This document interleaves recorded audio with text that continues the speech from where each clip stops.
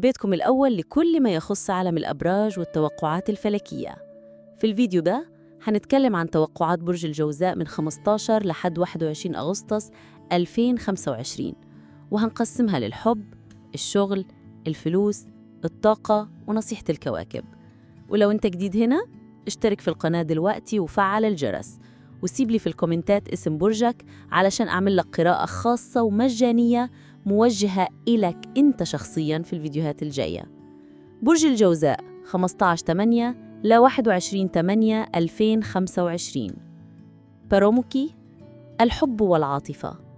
الأسبوع ده يا جوزاء عندك مشاعر مختلطة، في لحظات رومانسية لو أنت مرتبط، لكن برضو في بعض المواقف اللي هتحتاج منك صبر وهدوء علشان ما تخليش الكلام يجرح.